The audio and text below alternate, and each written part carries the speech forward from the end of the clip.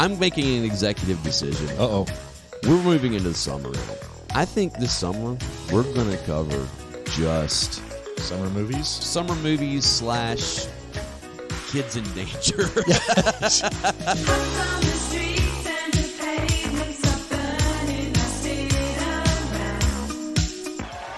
Sweep the leg. You have a problem with that? Welcome to the Project Gen X Retro Summer Series 2022. Sarah, beware. I have been generous up until now, but I can be cruel. Starting in May and ending in August, we will review the summer movies from our youth that include Tron. I still don't understand why you want to break into the system. Because, man, somewhere in one of these memories is the evidence. If I got in far enough, I could reconstruct it. Adventures in Babysitting.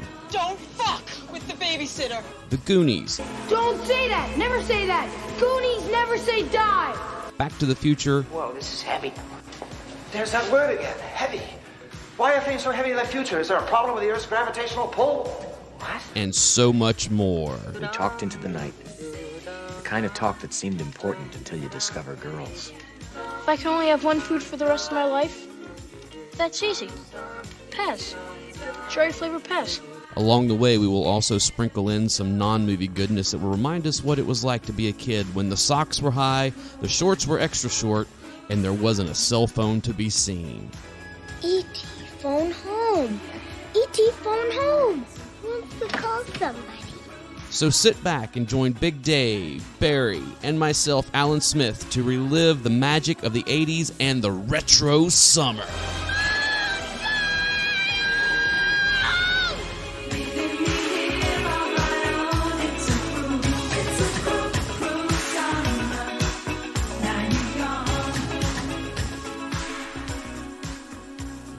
All right, thank you. Welcome back to the Project Gen X podcast. I'm one of your hosts, Alan Smith, along with... I'm the other guy, Big Dave. And I'm Barry! And today we have a very special guest host who Barry and I and Dave are all very, very happy to have here. Please introduce yourself to our fans. Hi, I'm Diana Goodman, and I'm 1,000,000 years old. I think you're the youngest person in this Actually, group I do think you are the youngest one on this chat. Oh, okay. Wow, that is really rare for me. Well, we figured we'd give you a little different experience this time, so, you know. I know it's one of those things from listening, every week to 30-20-10 and, that coming up every once in a while, and I'm like, no, I'm older. I remember so much more of this. Yeah, I'm looking 50 right in the face. March, so.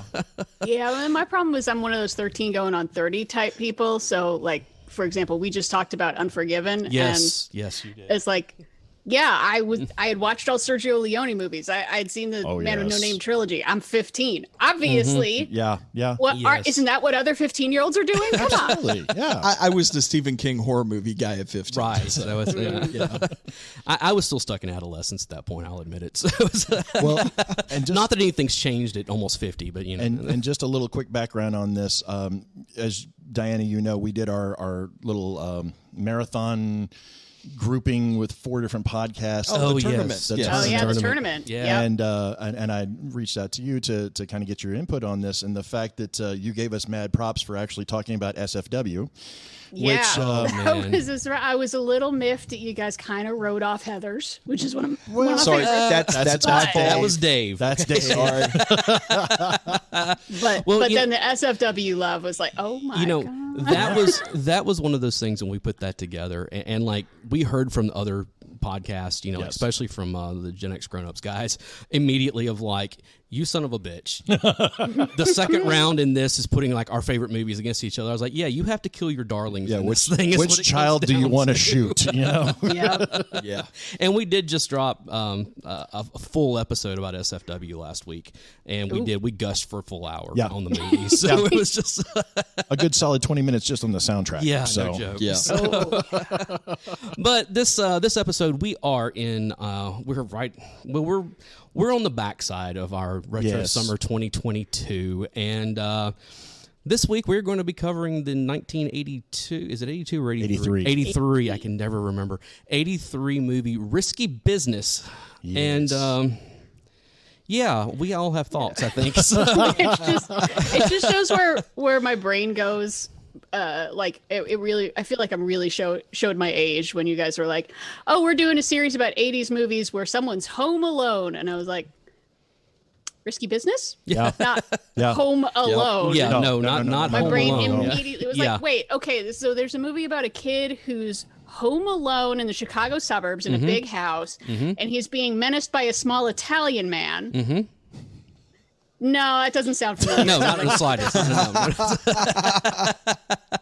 Yes. Be fair, though, Daniel Stern was only in one of these movies, so... Yeah, well... Barry, would you like to give us a rundown of I'll people? give you the stats. And Diana, feel free to jump in here anywhere you want to comment. So, absolutely. Because we talk over each other all the time. Yeah. In fact, if you don't, we're going to be a little disappointed. Exactly.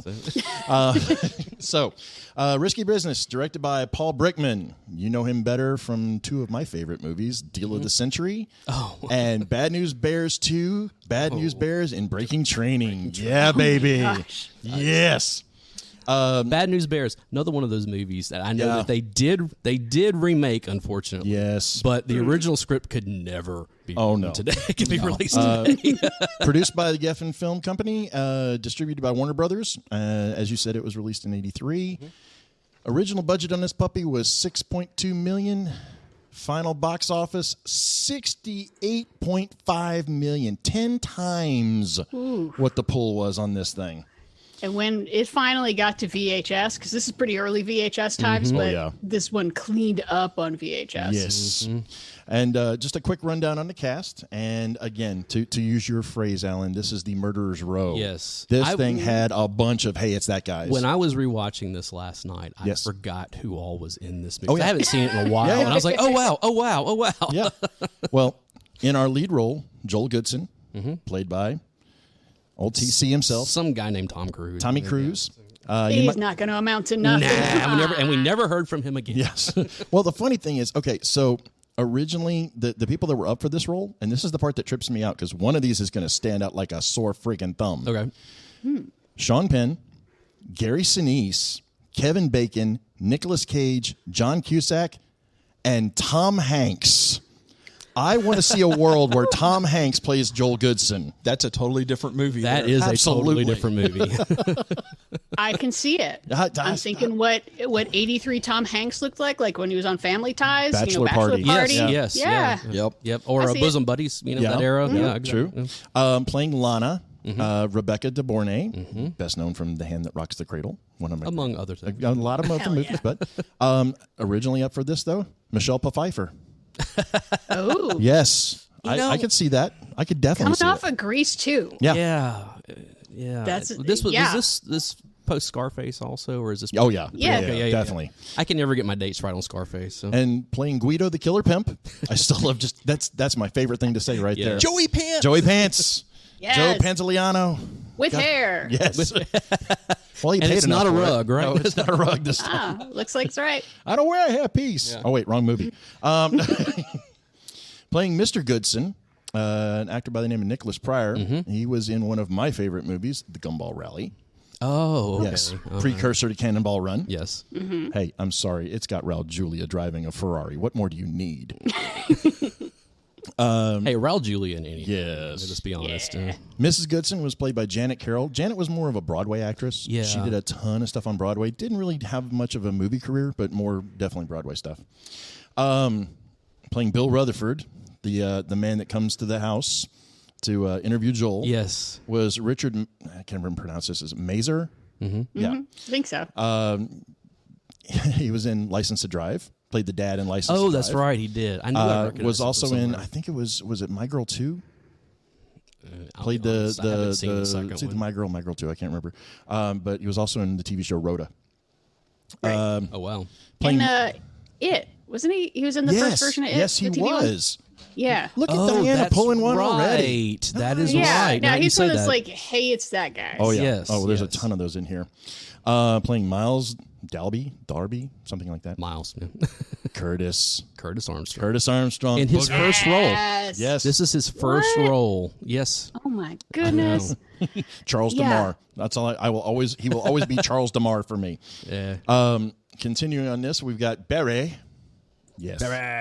Bonson Pinchot. Yes, it was. The precursor to go ahead. I know you want to. Perfect Strangers. But the thing with that was the one I forgot that he was in this. Yep. Like, again, that scene, that poker scene at the beginning, I was like, oh my God, look how young he is. Well, when he showed up, I was like, it's Balky. Yes, I know. Absolutely. It's Serge. It's Serge. Get the fuck out of here. Anyway, so wow, we're already off topic. Okay, playing Vicky. That happens a lot. So Shara Denise, which is the former wife of Peter Falk. What? Yes. Really? Yep. Oh my God. Yes. Wow. She was actually in several episodes of Columbo, but she is the former wife of Peter Falk. No way. Playing Glenn. Good on Peter Falk. Was Raphael Starge. He was known in Once Upon a Time. He was in that series. Mm-hmm. But you boys will probably know him better from being the voices of Mass Effect. Oh. As Dave spits out his coffee. That one got Dave. Really? Tell me I didn't do my homework. There you go. You know? Nice. Barry always comes in with like an encyclopedia full of knowledge on Well, stuff, yeah, usually they're going to shut me up. Yeah. So playing Jackie was Bruce A. Young. He was from The Sentinel. Chuck was Kevin Anderson from Sleeping with the Enemy. Yes, that guy from Sleeping with the Enemy is in this movie. The boyfriend? Nice guy? Yeah, the boyfriend. Wow, I did not put those together. Oh, I did not. He was one of those, like, I know him from somewhere. Yeah, But hey, it's that guy. Yeah. That's all right, Diana. Hopefully this one will impress you. Playing the business teacher was Nathan Davis from Flowers in the Attic. I did recognize that one. I was like, wow. And it took me a minute because I kept going, I know this guy from somewhere. I know why am I? What? And then all of a sudden it's like, oh, yeah. Yep. Oh, yeah. In the flashback scene, the babysitter was played by Anne Lockhart. She was Lieutenant Shelba in Battlestar Galactica. Yeah. The first one? Yes. The second one? Yeah, The original. And making her film debut in the smallest cameo you could possibly imagine as call girl, Megan Mullally. Yes, I saw that in the credits, yes. and I went back looking for her. I had to double check it as well. Wow, I missed that one If completely. it's a blink if you miss it, kind of thing. But she's in there. Yeah, it's like as they're coming through the door, and it's like they keep coming. Yeah. I'm going like, is that it? No, too tall. Yeah. No. Yeah. Oh, wow. I think that's her. Well, it's really hard to tell. Well, it's Chicago, so she had to be in there somewhere. So, good point. yeah. Are we ready? Is that why they thought about Gary Sinise for this role? Yes, that's one of the big ones. And John Cusack, Chicago. actually. Yeah, that makes sense. Oh yeah, good point. It's Chicago. Where was Piven? Then That's where what I was was going to Piven? say. If If Cusack had been there, Now- Piven would have been there. He would have been at that party. One last thing before you decide to butcher this movie, Alan. I can see, Diana, we're apologizing now. But his summaries are always a bit brutal. So, I only tell the truth. possible, and he was almost cast as Guido the Killer Pimp, but he turned it down, and I couldn't believe this. I had to check 3 different sources.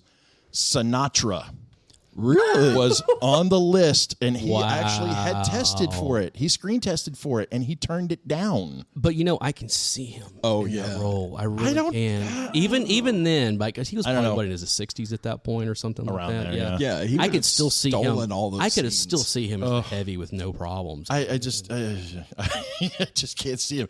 Joel, baby, sweetheart, we got to talk. I just can't see that. All right. Actually, I can see it. All right. All right. Give us Buckle a in, sum- kids. Here we go. Diana, I know you're not familiar with this, but I write my own summaries for these movies. He's attempting to get a job with IMDb with all those other awful summaries. And this is guaranteeing it's never going to happen. So Here we go. Yes, please summarize this movie because there are a lot of things going on in it. There are so many things going on in this movie, but here is my summary. Joel Goodson is a high school student with serious anxiety about getting into college, but luckily for him, his friend Miles, is there to give him the perfect advice. Every now and then say, what the fuck? Which I have to say is tremendous advice, personally. This is really great advice. yeah, why not? All right. I wrote it all down too. I was like, what the fuck gives you freedom? Freedom brings opportunity. Exactly. He's right. He's completely true. right. He's 100% true. All right. With his overbearing parents leaving town, Joel decides to have some fun. After tiring of dancing around in his underwear, talking to his friends about the money they'll make in the future, and letting one of his friends use his room for sex, Joel decides to take the Porsche out for a what the fuck ride. But Charles Miles has the idea that Joel needs to call an escort. That night, Jackie shows up at Joel's home with a little more than he was bargaining for. But Joel does the right thing and pays Jackie, and in exchange, Jackie gives him Lana's number. After feeling more stressed than ever, Joel calls Lana. That night, she seductively enters Joel's home, and the two have a cinematically erotic but completely impractical sex scene that I know 3 of the 4 of the people on this show watched on a loop in our teen years. The next day, Lana is still there, and she reveals that Joel owes her $300. Joel gets the money, but comes home to find out Lana has stolen his mother's crystal egg. So, Joel and Miles track Lana to a fancy hotel, but leave before confronting her. As they are leaving, Lana asks for a ride, but her manager, Guido, confronts them and chases them around town. They escape and head home for some off-camera fun, but the next morning, Lana won't leave, and Joel still hasn't learned not to leave a sex worker alone in your home, and he comes back from school to find out Lana has set up business in his parents' house. He asks her and Vicky to leave, but Guido shows up before they can go and threatens Joel not to make him have to come back. That night, Joel, Barry, and the gals get stoned and go for ice cream, and disaster strikes as his father's Porsche rolls into Lake Michigan. It was so inevitable. Yes. Like the second they say, his dad says, like, don't touch the car. Oh, something bad's going to happen. Absolutely. It's like the timer has started and you keep waiting for it. And then there's like the chase. They're chasing with Guido and going around corners and you're like, and now? No. You know, it's Porsche. Make you wait. Except no substitute. Absolutely. I mean, come on, you know? All right. The next day at school, Joel gets suspended for an altercation with the school nurse. Joel runs to Lana in order to pay for the damage for the car. Joel and Lana go into business together, so Lana's friends set up shop at Joel's home, and Joel gets all of his high school-aged friends to come over and have sex with prostitutes. I'm sure none of them were underage.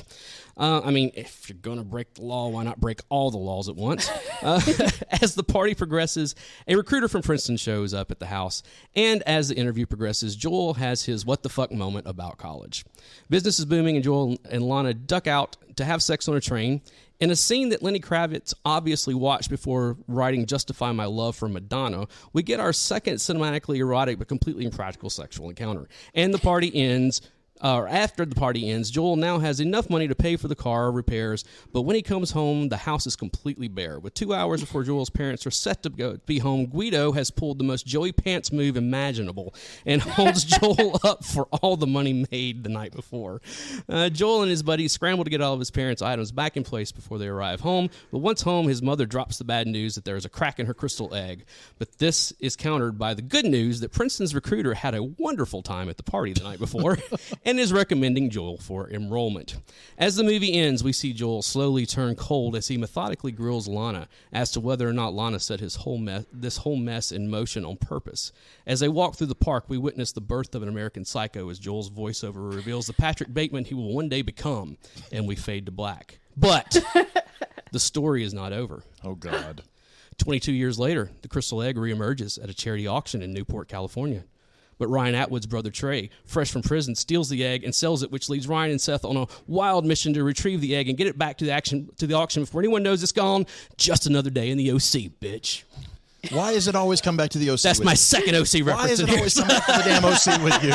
Because he has trash taste in I television. love the OC. You will not speak ill of that show. Jesus. Diana, welcome to our hell. That's okay. If you want to hear, I grew up in the OC. Well, there you go. So you know all about it. So no one calls it that. I know. They do now. Nice. If you really want to hear a good one, go back and listen to our Karate Kid episode. Oh, God. No. Yeah, that was... It's bad when Dave and I look at each other going, why are we here? So, right. Yeah, I have not seen this movie probably since the 80s sometimes. I watched it. Is it like on television? It'd come up every now and then. This was a TBS Up All Night. Oh, yes. Occasional. Or the USA Up All Night. USA Up All Night. Yeah. This is a run to Sheer if there ever was one, you know? Yeah. I have one question before we really get into like the nuts and bolts of this whole thing. Mm-hmm. And Diana, your expertise on this will be greatly appreciated. Uh-huh. Has Tom Cruise ever had a sex scene in a movie that does not imply that he is a robot who is trying really hard to prove how human he is by being good at the sex? I mean, it's... I mean, really, you think back to it. Even when you get into like Days of Thunder. Well, no, that was creepy as hell. Yeah, the Top Gun, that was terrible. Yeah. I mean, you even go to like Eyes Wide Shut. I mean, even that stuff is mechanical and like, yes, I am a human being. I am not a robot. I am here doing the sex just like everyone else. Still Look at the worst Christmas movie ever. The worst Christmas movie ever. We got into that argument a while back.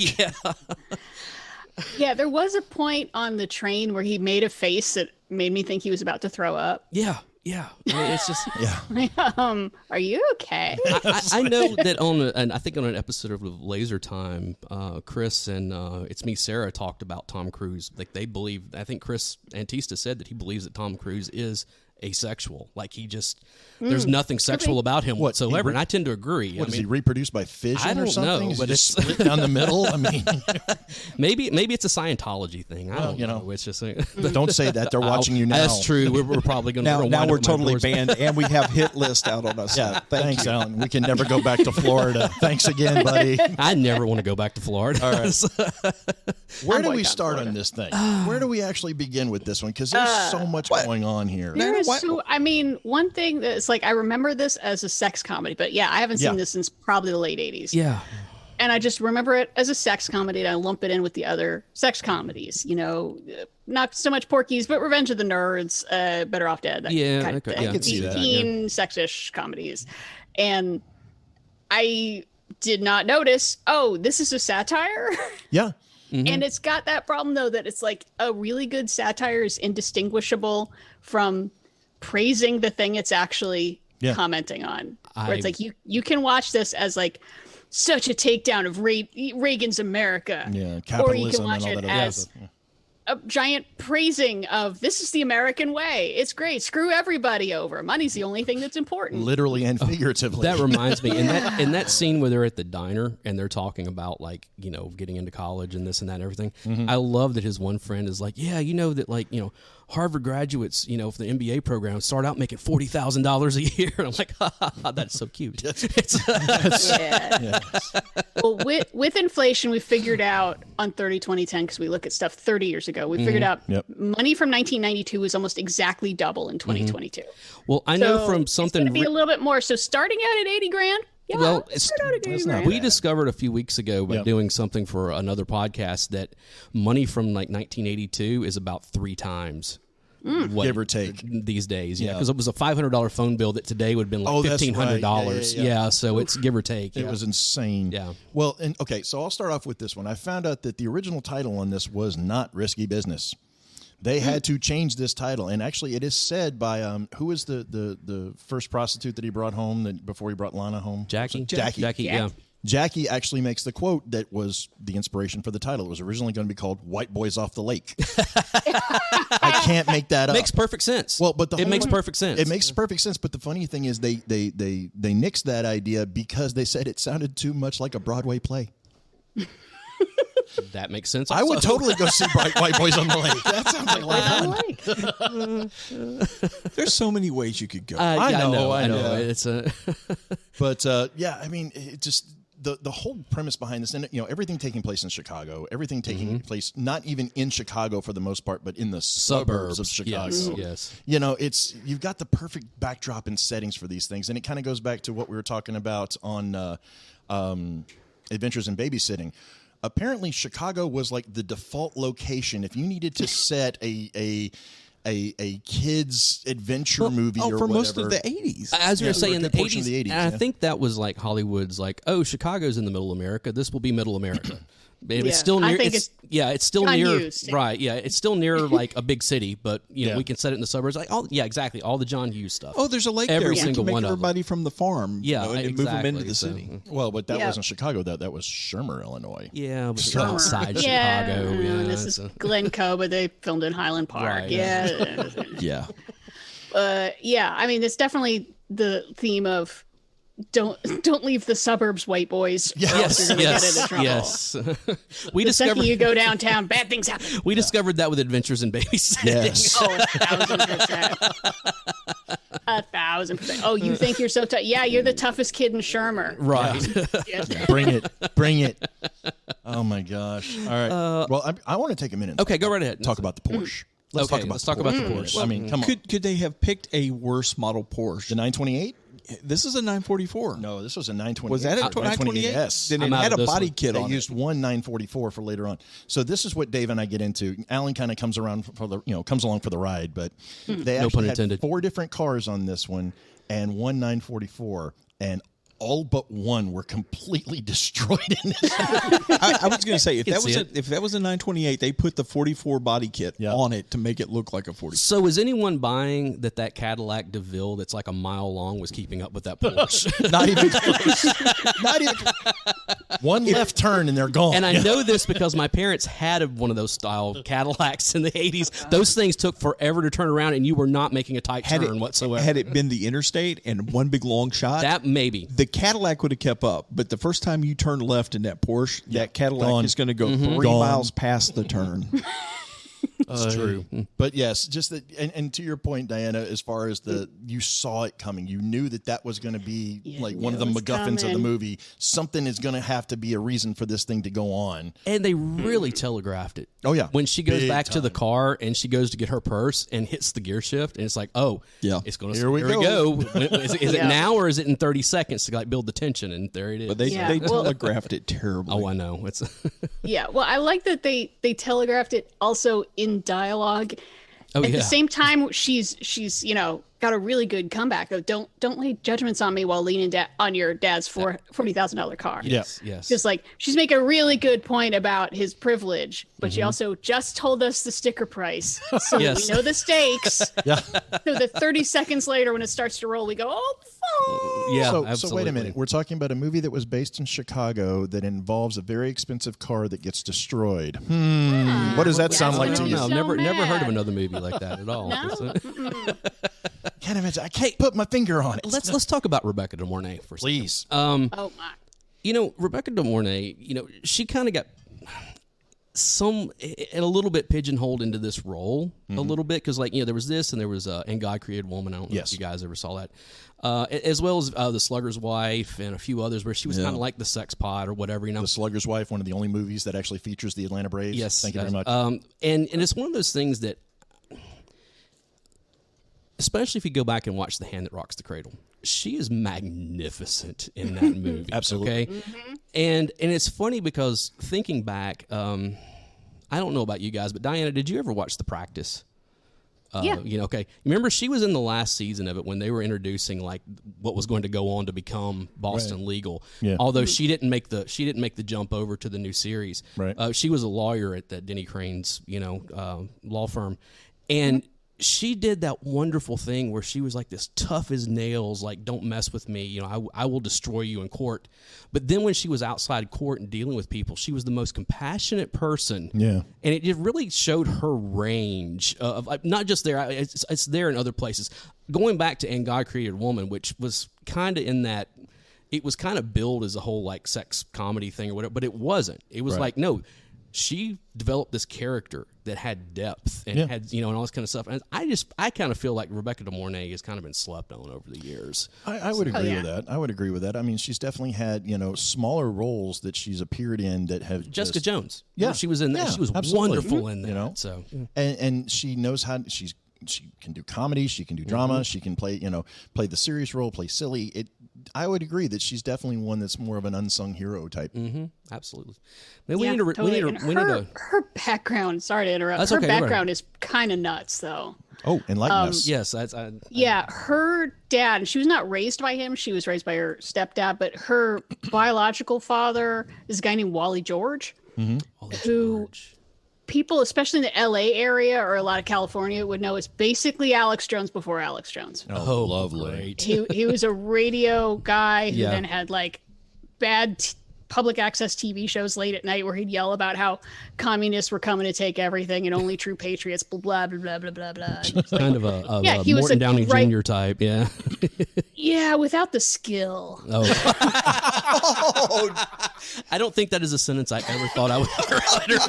No, Morton, he was a pro. He knew what he was doing. He was entertaining. I'll give him that. He was extremely entertaining. Hey, he made it into WrestleMania. I mean, come on, Yeah, Wally George was a lot less entertaining entertaining, but he was still like, you turn around and you're like, oh, what's this psycho talking about now? and it was like fluoride in the water is turning the frogs gay kind of thing. Okay, but back in like the early 80s, like, oh God. Yeah, I think she did not have much to do with it. Okay. They might have reconnected eventually, but yeah. Well, and apparently she and Tom Cruise had a thing going on during the filming of this. They were kind of seeing each other kind of off and on, which made for some interesting tensions on the set, from what I understand. So it was again, different. Going back to what I said earlier, there just didn't seem to be any real sexual tension between the two of them. I mean, like it wasn't like, oh, I can see these two. It was more of a transaction. It really was. And I'm not joking. Like kind of fitting, don't you think? I know I was making a joke about like towards the end of it, where like he very much becomes a Patrick Bateman type person by the time you get to the end of it. Well, and I was like, wow, that literally was like from the end of the party, and him, doing, hey, I made $8,000 in one night, and this and that, to like that last little tagged scene of them walking through the park and stuff. I'm like, time of your life is what we're not seeing off screen is where they walk off into the park and he like kills her, and like I don't know, I could see it happening the way his demeanor was at that point. Dude, you really need to get out more. You know that? We got to get you a date. And that's the happy ending. Yeah, exactly. I know, exactly. It's like well, actually, okay. So since we're on it, let's go ahead and talk about it. There was actually two endings. Oh, really? I didn't know. There was two endings on this. Okay. It was a totally different one on this, and I have the script here. Give me just a moment. Basically, in the original ending on this, the whole scene where they're walking and Joel asked Lana, was our night together just a setup? Yes. And initially she said no. Well, in this one she says no, and then she turns to him and says, why does it have to be though? So she comes over, sits on his lap, and the camera pulls back, and they're sitting there at dinner, and as they're pulling back, you see this view of Lake Michigan, and you realize that they're sitting at the top of the Hancock Building, which is like one of the premier buildings in Chicago with the best view possible. And when they viewed this, it made Joel come across as just this cold-hearted, these two are just going to go separate ways and have nothing to do with each other at the end of it. Mm-hmm. And when they pre-screened that, audiences hated it. They absolutely hated it. They were like, no, this is not what we want. So they reshot the ending so that they did kind of the whole, how much money you got? Yeah, 20, that kind little play off of, and they kind of walk off into the sunset type thing, and you have the whole time of your life, kid. Right. That scene played better, but it's still. If you go and find the Blu-ray copy on this, and I think it was on the original DVD too. I'm not sure.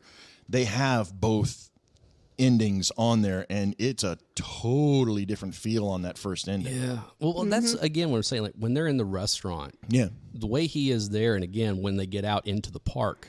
They're trying to lighten it up a little bit. It's such a light switch moment I had never really thought about it until you actually mentioned in your summary. This almost feels like a prequel to American this is like Psycho. the rise of Patrick Bateman. I mean, really. Which we know that Christian Bale patterned Bateman, his portrayal of Bateman off of Tom Cruise. Well, and everybody talks about this movie, and what they talk about is Tom Cruise in his underwear doing the dance, which was totally improv. Yeah. Totally improv on the set. And how many times have we seen that parodied and stuff? Oh yeah, hundreds, tons and tons. Nobody talks about how actually creepy the undertone of the movie is. Yeah.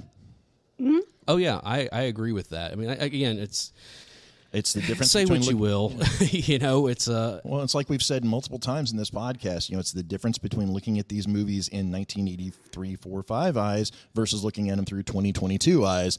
Totally different perspective. One of the funny things that I noticed rewatching it, you see the movie poster or the DVD box or whatever, and it's that picture of him with the sunglasses on with the big smile.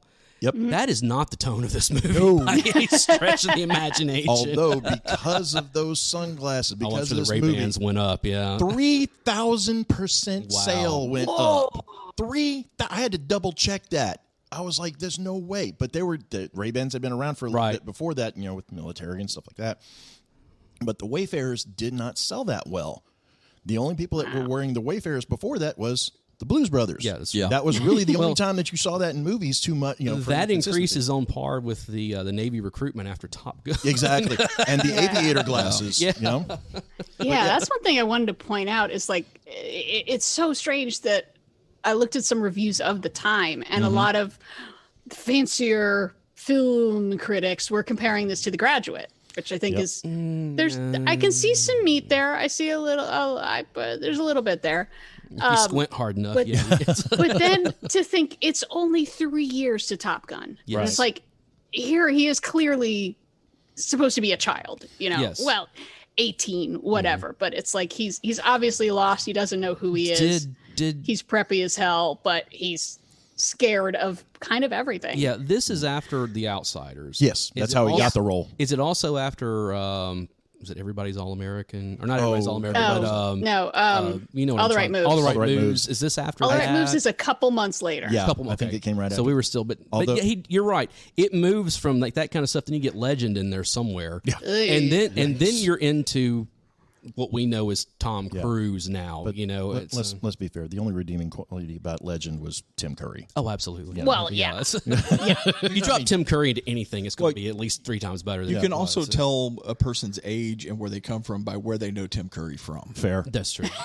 and for me, that's Rocky Horror Picture Show. Exact same here. Was in the cast for almost 3 years, baby. I understand. So actually, I guarantee you don't look as good in fishnets, though. You have no idea. I do look good in denim, though. I make a damn cute Columbia. Shut up. There you go. Oh, there you go. Fair enough. I love it. Diana's laughing. I figured you were going to go with Eddie, maybe. Kidding. Oh, I did play Eddie. But actually, Diana, yeah, I was thinking Eddie too. I've done Eddie. There's only 2 characters that I never played. I never played Janet, and I never played Magenta. Okay. I'm going to leave it at that. Hey, fair enough. But I'm not going to be able to sleep. You're welcome. There's kind of one that's a couple of visuals. You were hoping to get stuff done anyway, Dave. You didn't need sleep. So, Diana, actually, this one's just for you because I know what a huge fan you are of classic cinema, and you're probably the most versatile person on that I've ever spoken with. No, thank you. There is actually a premise on this that this movie was based off of Bertolucci's The Conformist. Because this is kind of the satire of capitalism wrapped up in a teen comedy, and The Conformist was a political drama that was kind of wrapped up in the whole 40s fascist regime type thing. And I was like, that's really interesting. I kind of want, I haven't seen The Conformist yet, but I kind of want to go back and see that just to see what kind of parallels there are on this. But I saw that showing multiple different places that they were citing this as an inspiration for it or kind of a takeoff of it. I mean, I see the parallels in that they're both about young men, hitting manhood and having no idea who they are. Right. And kind of just going whichever way the wind is blowing, just trying to figure it out. Isn't that like men their entire lives? Yeah, isn't that men, all? Yeah. But I mean, that's what's so weird about this when you're so used to seeing, Tom Cruise after Top Gun, he's so cocksure and everything. And in this, like, he's just anxious about everything. Well, and he got the baby fat. He got the chubby little baby fat too. He's getting advice from Booger and Balky. Yes, I know. Hey. And I have to say this. And they're doing better with women than he is. Yes. True. And the poker scene. I have to bring this up. Let's talk about the poker scene. I have never seen. Okay. I am not a smoker of any form and have never been in my life, but I've had many friends of mine that have been cigarette, cigar, other substances, have basically been involved. Why are you pointing at me? Has there ever been somebody that destroyed a cigar worse that was terrible. in I a did film notice than that. Curtis Armstrong chewing the ever-loving hell out of the end of that cigar? Man. And the thing is, if you notice, he had tobacco on the side of his cheek. I noticed that immediately. I was like, dude, seriously, get that thing out of his mouth. I honestly think that he mistook the cigar for like a rope a chew. I don't know, but it just I agree. He turned it into a cheroot. I was like, what the hell is this? Yeah, but that kind of works because they're pretending to be adults. Absolutely. Well, that's just it. And you can tell that exactly. he has absolutely no idea what Nobody the hell at he's that doing, table knew what to do with a cigar. None of them. It was one scene that stuck out in my mind. I was just like, this is so difficult to watch this. Yeah, that and it's and that leads into the talk that he has with Miles, and again that whole sometimes you just gotta say what the fuck, you know, and that even way back when I watched this movie, I remember because I was was a teenager the last time I saw it, and I was like, I think that's actually pretty good advice. And now as an almost 50-year-old man, I'm like, no, that's excellent advice. Well, I mean, we see it advance on into SFW. Yeah, exactly. Yeah, very exactly. true. It's a very Gen X motto, you know. It's And I found out also that there was one other scene other than the underwear scene. There's one other scene that Brickman actually allowed Tom Cruise to kind of improv on one line. Okay. And it was so perfect that he's got to keep it in there. Do you remember the scene where after the recruiter leaves and Lana comes in the room and goes, so how we do? And he sends up and goes, looks like University of Illinois. Yes. That face, that was just completely ad-lib. And he threw that out there. And I noticed that felt a little out of place. Yes. It was like, okay. But is somebody... The AI is learning. Okay, here we go. It's like, but as somebody who lived in Illinois for a while, not far from that place, Yeah. it kind of fit, actually. It's kind of like you're looking for any opportunity to get the hell away from it. But, Well, come on. He had 1157 SAT and a 3.14 GPA. What the hell? I don't know if he can get into University of Illinois. Yeah, you're not wrong. Definitely. Even the recruiter says, he's going through all of his stuff, and he's like, why did he even come here? I know. Like, you had his file and be like, dude, I'm sorry. I think they mentioned somewhere in the movie that his dad had a friend. I think it was something who was doing him a solid. Yep. Yeah, I think he actually says that during that time. Because at the end of it, when his dad comes back and says, hey, we heard from, was it Bill, I think was his name. Something like that. Yeah. He's like, yeah, you're getting into Princeton, type thing. And it's like, hey, I guess we all know what we have to do in order to get into Princeton now. Yeah. He set Get the recruiter laid. Yeah, exactly. Most likely Either that repeatedly. or have your parents tell them that you're a rower or something. I don't know. It's Photoshop yourself in. Exactly. Yeah, and I love it's not just you got accepted to Princeton. It's, Princeton could use a man like you. Which just sounds so creepy. Which means he's going to be their new party plan. Exactly. Yeah. That's what exactly what I was thinking. Like, he's going to be rolling in dough until the feds catch up to him. So The official campus pimp. Exactly. Good job. So, okay, well, then you know what we got to do. We got to do a double feature with this and The Social Network, just going back to back. Speaking of robots. Exactly. Yeah, man. All right. So, man, look, I know as Gen Xers we're nihilistic and all, but Jesus Christ, that is... Hey, man, you set the bar. I just jumped over it, all right?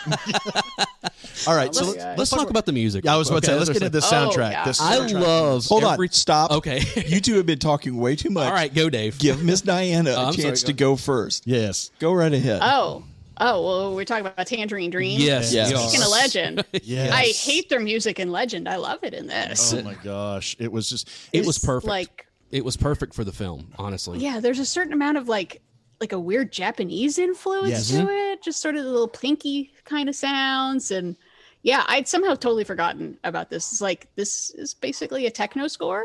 And I like in a lot of ways. It worked so well with the way that it was setting up because it did kind of have that mid-'80s feel to it through the entire thing, and it just kind of kept pushing the movie on. Again, especially thinking about this being 83. Yeah. Of course, we're full on new wave at this point. But it also makes sense with like you said with that mechanic. It's very mechanical. Like the music, I mean, it's good, but it's very synth driven, and it's kind of that you expect to see it's a guy synthetic, run it. Basically, it makes perfect for this era. Sounds like it was done on a Casio. Yeah, and I love that type of stuff now. I didn't dig it so much back then, but now I'm like, no. This puts me in a place in time. Well, and the funny thing is, if you go back and look at the actual listings that were on this soundtrack, I've got them right here. Oh, there we go, man. Was already on it. Of course, everybody knows it was Bob Seger and Silver Bullet Band with Full Time Rock and Roll. but you also had Muddy Waters, which is that Chicago influence of the Manish Boy. Manish Boy. You had Jeff Beck with The Pump. You had Prince on here with DMSR. And you had Journey, After the Fall. Phil Collins, In the Air Tonight. Yes. And Love on a Real Train. Oh, Tangerine Dream again. Yeah, there's so. But there are some songs that were left off the soundtrack. That's true. Incredible songs. You had Hungry Heart by Springsteen. Yep. You had Every Breath You Take by The Police. I missed that one. And let us not forget Talking Heads doing Swang. Yes. That was it. And I was like, oh my God, they're doing the freaking Talking Heads in here. Yes. Give me more of that. You know? And the fact that those didn't make the soundtrack, I was shocked when I went back and looked at it. And that's not unusual, though. I mean, we how many movies have we covered on here where we talk about the soundtrack and they were like, oh yeah, and then you two always get there was all this other music. You guys get mad at me because then I'm listing off the songs that got left off the soundtrack. That's in with the soundtrack. No, we're not mad at you. We're mad that they were left off. That's what we're mad at. When we did Back to the Future and they were covering all the old 50s hits, and I'm like, yes, give me more of this, please. Yes. But, I mean, when you can't talk... What's weird about... Oh, I'm sorry. No, please jump in. All right. No, but the thing that... The setup to the old-time rock and roll scene, I totally forgot about. Like, in context, it's so much better than it is as just, a little clip or a parody or whatever, because right before that is Dad talking about the freaking equalizer on the fancy stereo. And I was like, oh God, that's such an 80s, 70s thing of like this mammoth stereo. High-tech equipment. I still have all my 80s stereo equipment out in the garage that I'm hoping to be able to turn the garage into another room and set it all back up again. Just promise me you're not going to dance in your underwear. Promise me. Nobody wants that, including my wife. So let's just not do that. That was, and I love the way his dad approached that. Yeah, where he brings him in and he's playing, the classical music, and he's like, "Tell me what's wrong with this." And it's a total setup. We've all had that moment with our dad. Like, tell me what's wrong with this. It's like, oh crap, what did I do? Yeah. And he's complaining about too much bass. Yeah, that's the whole thing. There's too much bass. Pulls it all the way down and puts just a little bit. It's like, oh my goodness. And we would be remiss if we didn't spend at least a little bit of time of talking about at least the two biggest songs that came off of this soundtrack. I mean, old time rock and roll. As much as that song's become cringy to me, it's still a classic. You hear it, you immediately go to Tom Cruise dancing around in his underwear singing Into a Candlestick. At least we hope it was a candlestick. Anyway, but that scene has become so iconic. Yet, for me, if you're going to talk about risky business, it's In the Air Tonight.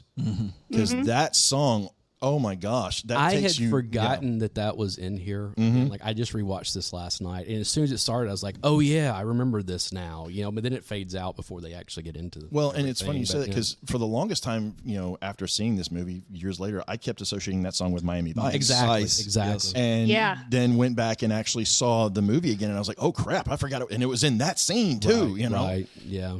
And not to mention back when there weren't security cameras on the trains, you could do whatever you wanted. There wasn't a security guard on the train. Exactly. In fact, I think didn't they stop the train, get the drunk guy off the train, and set him off the train? Yes. It's like, sorry, dude, trying to get laid. Get off of here. Yeah, that. But I mean, is this one of the most iconic soundtracks of all time? No. I don't think so. But I do think that there are elements of it that you hear and you're going to go back. Oh, absolutely. In the Air Tonight, the Tangerine Dream song when they're on the train. Absolutely, you can't hear that without seeing that train going by. Bob Seger obviously had been around for a while. Oh God, yes. To this, and it had many, many hits. Yep. But old time rock and roll was probably his biggest and most well known. I definitely think after that shot it time, up. Yeah. Granted, when he did the stuff for Beverly Hills Cop, that became on. But that old time rock and roll seems to be the go to for him for most people when you say Bob Seger. That or Night Moves, one of the two. Yeah. And it's funny because I remember reading an article years ago with Bob Seger when they were talking about the song when it was printed, because he did not write the song initially. No, it was brought to him by his manager, and it was all about literally the lyrics were stuff like Chuck Berry did this and Little Richard did that, blah blah blah, and he was like, okay, I'll do the song, but we are going to go in for a complete rewrite on this. And the only thing they kept of the original lyrics was the old time rock and roll part of it. All the verses were completely rewritten to what we know today. So. Okay, well, I have to bring it up because we always talk about it at the end of, or towards the end of these is sequels, remakes, prequels, all of those types of things. We did get a sequel to this. It's called American Psycho. I did some digging. I looked in multiple sources. I couldn't find a single thing that was saying that they were going to remake this movie. Thank God. And thank God for that because I think it definitely falls into that. You can't make this today. Absolutely. Because the idea of we're going to give a bunch of kids experience with sex workers. It's like my husband walked in while we were watching, big party scene, and he said it looked like a bar mitzvah in there. Like everyone's 13. Well, there's that one scene. It's just like a little interstitial, where there's that one kid who's obviously a lot younger than everyone else, sitting on the edge of the couch, and the two women are sitting there with him, and he looks over and smiles at him and gets up and just walks away. Yeah, and I was like, oh, it's Wormser. Please don't. Wormser from Revenge of the Nerds, I know, but I'm just like, please don't let this go where I think it's going to go because no. I'll never be able to watch this off of me. Yeah, and there is a very important scene that is missing from this, which is where any girl at that high school hears about this. Oh, I know. Because believe me, they're all going to hear probably that night. I was surprised no girls started showing up thinking, oh, this is just a rager at Joel's house. Yeah. Yes, exactly. And when they find out, every guy that they know has just decided, it's cheaper than dating to just go to a sex worker. My time is not pleasurable to spend. Let's all go to a movie together. No. You just want to fuck me. I'm glad you brought that up. Oh my God, there would be murders. I am so glad you reminded me of that because I was watching the movie when he's sitting in that diner with those other two kids and he's going through. So how much did you spend on dinner? How much did you spend on this? Blah blah. And what happened? Yes. Oh, she went and she had sex with somebody else. Hey, you were already $60 in. Hey, maybe you can. I was like, wow. It's the used car salesman hard sell is what it was. Yeah. And I don't know if you guys watch this streaming on HBO where it has a little intro. No. From Turner Classic Movies talking about costuming. Oh, cool. All right. I had not even noticed. They point out that the whole movie he is dressed as the most preppiest of preppies with his little boat shoes and everything. And that's the point where he is now dressed casual in that scene. All of a sudden now he's got a t-shirt with a sport coat on over it, which is like a perfect 80s look. Yes. Sunglasses at night, selling this kid on women are commodities, so you should just pay up front. So he had a Michael Corleone moment where the camera spun around and all of a sudden he became a villain. Okay, all right. I can see that. Yeah, I really liked the scene at the party between Joel and Miles on the front lawn. And I don't pay. Yeah, he's like, hey, I don't, I'm doing okay for myself. I'm good. You know, kind of thing where it's like, oh, look, not only does he give good advice, he also has some pretty good, hey, I don't need to do this. Okay, this is. I'm fine. I'm fine. I'm good. You guys go have fun. I'm be out here. Good. I won't smoke my pipe. I'll be all right. But what's worse about it? My half pipe. I'm good. Exactly. But what's worse about it is he's the one who put Joel on this path. It's true. This is his idea. Oh, here was one little continuity error I found. Oh God. Okay, just one. But this is one that really for me because I always get the weird stuff. When Miles calls Jackie, okay, and he's like, okay, and Joel's like, call him back, okay, call her back, right. Stop it, and he takes the number and he chews it up and swallows it, but then that later in a voiceover, he says when Miles is not there. Joel says that he called Jackie to find out where Lana lived. And it's like, wait a second, you didn't have the number because Miles swallowed it. Well, how did you find? I'm sure he could have gone to. I can justify that. He could go to the newspaper. There's no redial. It's exactly. 1983. Exactly. But at that point, he had a face-to-face with Jackie. Did she leave? But did she leave her number? No, she left Lana's number. Left Lana's number, but there's nothing to say that in that interaction out of scene that it couldn't have happened. It's a headcanon. I know. Can we talk about Jackie? Sure. I love Jackie. Yes. My memory of this is that Jackie is a punchline. They call a girl out of the back of the personal ads. Right. And Jackie shows up, who is a black trans woman, and I remember there being like, oh my God, there's a guy in a dress in my house. He's going to kill me. He's a psycho. And that wasn't there. That's not there at all. Not they treat Jackie. Jackie is a real nice person. She's treated with respect. She never gets misgendered. No. Always calls her, no matter what. I was like, and then they call her back later of asking for advice, getting some help. Well, Jackie is a fucking star. She took it as kind of like a no harm, no foul too. It's like clearly I'm not what you're looking for. Right. So let me steer you in the right direction. Yes. There was a mutual respect. Yeah, absolutely. After the initial shock. And she also didn't hold him up for. I mean, like she was like, "Hey, look, my time." And he's like, "Oh yeah, sure." And even he said, "No, that's reasonable. That's no problem. Here you go." Yeah. Yeah. And I need car fare. I came all the way from downtown. White boys fair. My time is worth this amount of money. Exactly. Yeah. I noticed that as well. I was like, I was shocked that Jackie is such a nice especially person. for this era. Yeah, no kidding. 83, no one uses the F slur. Yes, I know. Yeah, God, that's something we've run into quite a few times doing these movies. Just like, oh yeah, we're into that again. Okay, it's how one word can kill a perfectly great movie. Look, I always go back. Most people don't remember this. Uh-oh. But if you go back and watch the movie Johnny Be Good, Anthony Michael Hall. Do I have to? But no, the opening scene, the speech that the coach gives them in the locker room, he uses that slur probably 15 times in that opening sequence. And I'm like, wow, talk about a movie that could be canceled today with problems. I mean, it's just like, wow, goodness. Well, okay, so that segues in. We'll go around the room kind of wrapping up here. Okay. Final thoughts on this. Is it rewatchable? Is it something that you're going to, does it deserve all the credit that it gets? Do you think it's overhyped? What's your final thoughts on it? We'll start with you, Alan. Okay. I did not enjoy this movie as much as I remembered it being. Okay. I didn't remember. It wound up, it had pacing issues. It was really slow in some areas. And I just, again, kind of like what you said, Diana, I remember it being, it's a sex comedy from the 80s. And then like watching it, I'm like, this is not a sex comedy. No. This is a lot more serious than I remember it being. Even if it is a parrot, if it is a satire, it still is like, wow, they really, like at least Tom Cruise and Rebecca De Mornay are really playing this very seriously. Right. If someone asked me to be on their podcast and talk about this, I'd probably go back to rewatch it just a ton. But I can't see it. It's definitely not one of Tom Cruise's better movies. Right. It's an interesting timepiece. Okay. It's a very interesting timepiece, but just not my thing. Fair. Dave, what do you think? So you and I have very different opinions on what timing issues are in movies. Because I believe in leaving... Coming from the video editor here. I believe in leaving space in the movie for the storyline to be able to breathe and expand. But that being said, this isn't one that I would have probably gone back and rewatched unless we were doing this episode. And remakes, you can't. Yeah. No. I just... No.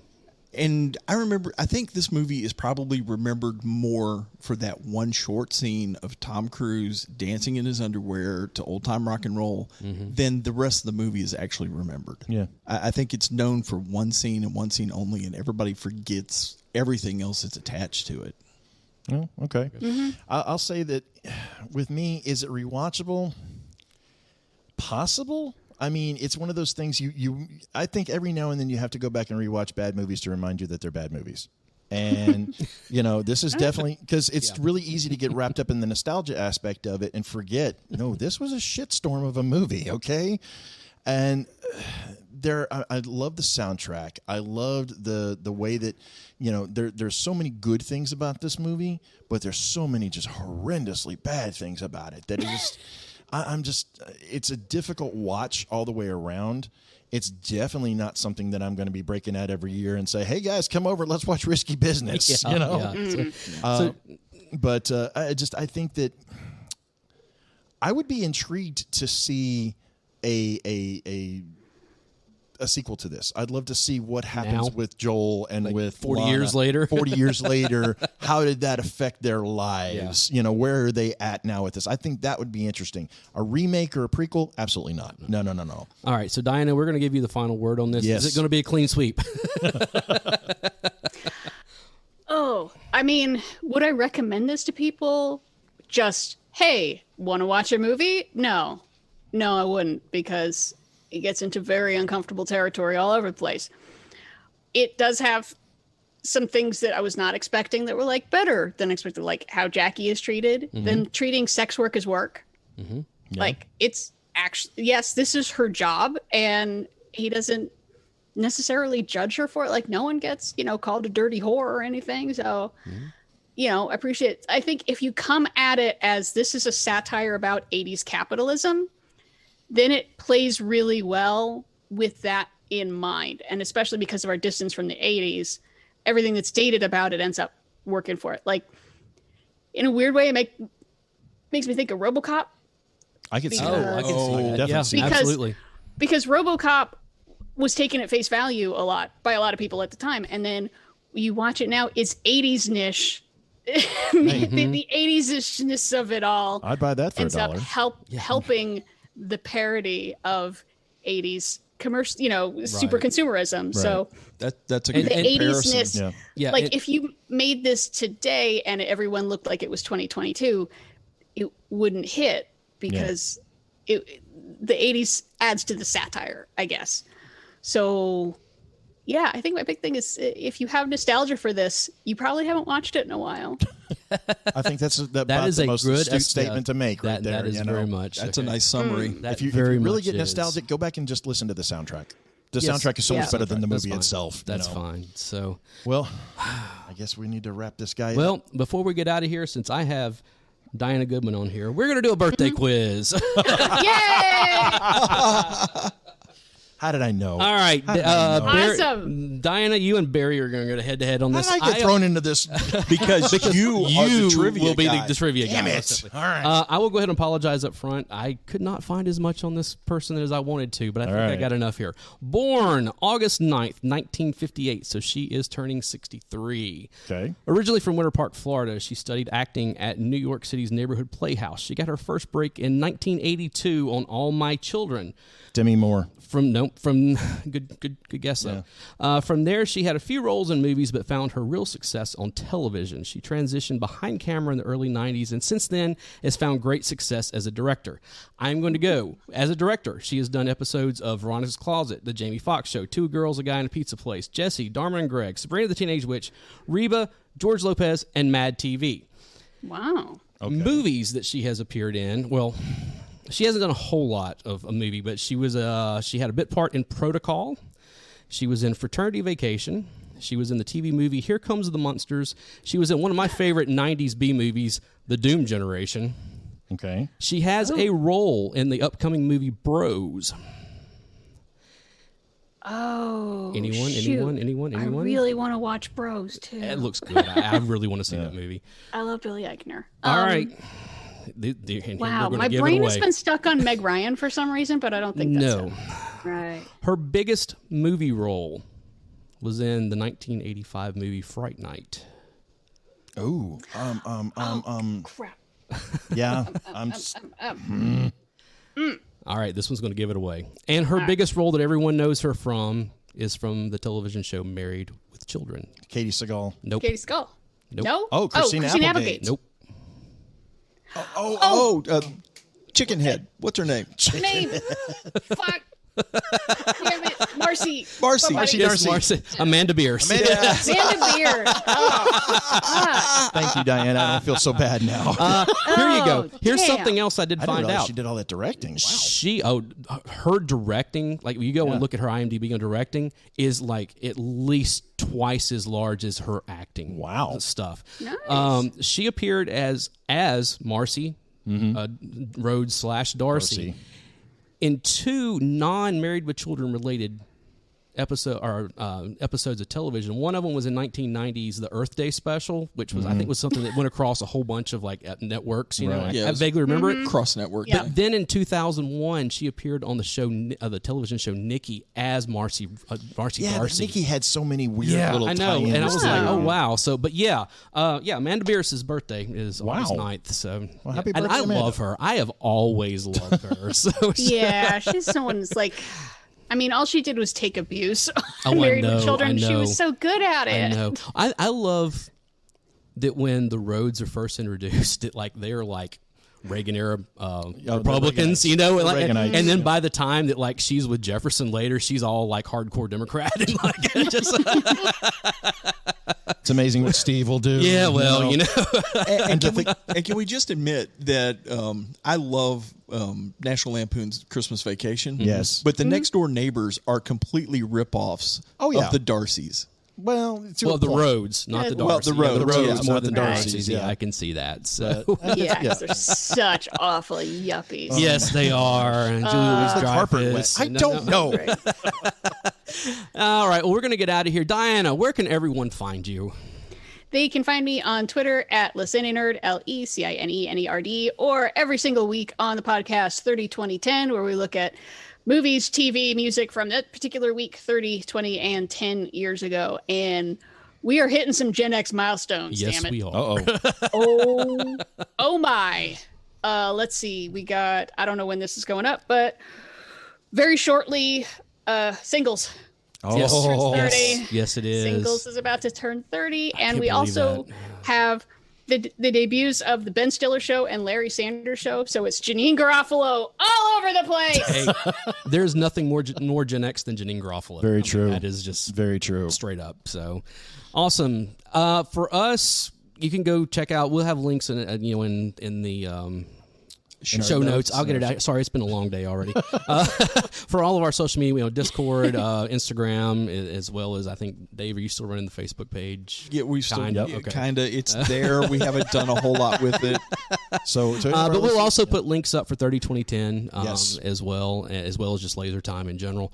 And we thank you so much for coming. Yes. You have no idea Thank how you much so of an honor much. this is for me, especially. Same here. I have been with 302010 almost from the very beginning. Like I was a few weeks in when I discovered it, so I was like, okay, so I've been along through all the changes and everything. Yeah. So Yes, because we're on year 7. yes, And we do it every week. What was it? I can't imagine. 4 different co-hosts on that one? something like 4 or 5 that. different co-hosts? Yeah. Yeah. But Diana's been we a keep going constant, through so- a lot.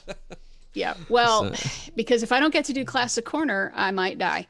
Oh, know dude, what? I love the classic. That is order my stuff. Because favorite. I have to, that was a stipulation when I joined. It was like, oh, I'll do this. And actually- but there has to be some point where I can talk about movies from 75 years ago and all you shut up. Yeah. And then every now and then I get real fun where it's like, we have a 100-year-old movie, everybody. Strap in. I think Hey, they're- and I will say, because of you, every year as the 4th of July is rolling around, I think about Olivia de Havilland, about you know, and I was like, yeah, I had no clue because I love that movie. I got all the kitsch to it and everything. I grew up. My mom loved the movie, so I grew up as a kid watching it every year when it would be on television for 2 nights, you know. And so I did not realize she was still alive when she was. I know she's passed since then, but it was just like every year I was like, oh shit, she's over 100 years old now. Well, I never thought anyone from that movie was still alive. And it was actually because of Diana's Classic Corner Yeah. that I actually reached out to her in the first place, because of a conversation that she and I had about the monkey's head. Oh, man. Well, The weirdest damn movie ever. So I have to say, amazing. I've been amiss at not listening to your podcast, and I apologize. Shame. Shame this man. Shame this man. Shame. I have been shamed, but now them talking about the Classic Corner, I think I'm definitely going to have to buy into that, because I love those old movies And hey, all of that stuff. And I know from this year, just talking about the summer of '82. Yeah. Oof. Oh my goodness. Oh, we did an episode God. earlier this year about the films of just 1982 in general. And it's just, again, a murderer's row of like, wow, all this stuff came out within just a few months of each other. Yeah. It was amazing. How did Blade Runner and The Thing came out on the same day? Yeah. I know. The same day? Yeah. What? While Star Trek 2 is still in theaters? I know. Like, oh I know. my I God. know. Well, there was one that we covered Then this. you have Poltergeist lingering out there as well as, you know. That's coming up. Yeah, for and us, E.T. too. is still there. Yeah, I mean, it's just, They're all in the same summer. I know, it's so crazy to look at all that stuff. So, Secret of NIMH. Secret of NIMH was of released NIMH, that same yeah. summer. Yeah, hidden classic right I there. know. Yeah, That's I think we're doing we've been doing a bunch of episodes of just focusing on those. I think a nice contrast that going right from Risky Business, I'm going to go talk about Fast Times at Ridgemont High. Yes. Oh, that's right. That's right. Yeah. Interesting. And then I'm trying to sell everyone on y'all have to watch Tootsie. Oh, and I don't know if I can sell it. Oh, such a great movie. You know, It's so damn funny. I can't remember the last time I saw them. That's going back in the 80s somewhere. I remember seeing it and Yeah. kind of being too young to understand what exactly was happening. I forgot Bill Murray was in it. I genuinely forgot Bill Murray was in it. I went back funny. and watched it, and I was like, oh my God, this guy's hilarious. Yeah, that kind of helped break him between that and Meatballs of like, oh, yeah, we can put this guy in movies. He's funny. Yeah. He's so funny. All right. All right. Well, we're going to have to get out of here now. Diana, thank you so much for coming on here. And I mean, this truly has been an honor for me and Same all here. of us. Yes. Absolutely. So we're going to head out, and I guess we're probably going to have a little old-time rock and roll on the way out of this thing. So, Do we gotta? Oh, come on. maybe I'll throw in some Tangerine Dream. There you go. There you go. No. In the Air Tonight. That's what we're going with. That's the true Patrick Bateman song right there. I'm Alan Smith. I'm the other guy, Big Dave. And I'm Barry. And we are joined by Anna Goodman. And we will see you next time. See ya.